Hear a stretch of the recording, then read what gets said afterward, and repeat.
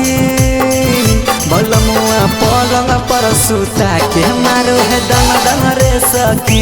बलमुआ पलंग पर सुता के मारो है दन दन रे सखी। ढोली उघारी करो है टीका चंदन रे सखी। ढोली उघारी करो है टीका चंदन रे सखी। बलमुआ पलंग पर सुता के मारो है दन दन रे सखी। बलमुआ पलंग पर सुता के मारो है दन दन रे सखी। दन दन रे सखी। दन दन रे सखी।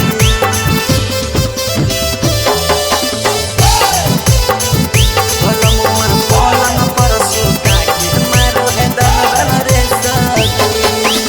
साया करके अलग सखी, साड़ी करके अलग है। देखे दे सामानवा रोज मांगो है एक झलक है।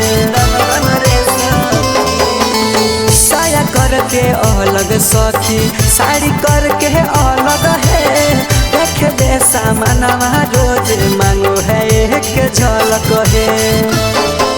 सैया के चीजवा रहो है हरदम टन टन रे सखी।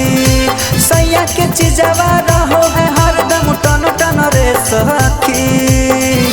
बलमुआ पलंग पर सुता के मारो है दन दन रे सखी।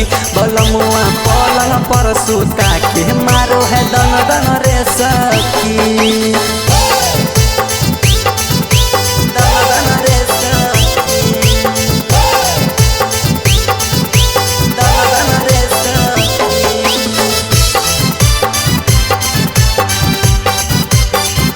बलमुआ पलंग पर सुता के मारो है दन दन रे सखी।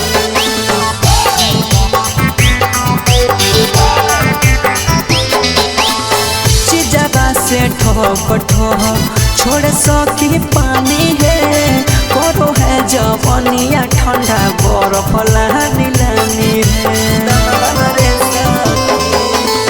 चिजबा से ठोक ठोक छोड़ सकी पानी है। करो है जवनिया ठंडा बर्फ लानी लानी है। मोनिकांत बिहारी करो है गजल रे सखी। मोनिकांत बिहारी करो है गजल रे सखी। बलमुआ पलंग पर सुता के मारो है दन दन रे सखी। बलमुआ पलंग पर सुता के मारो है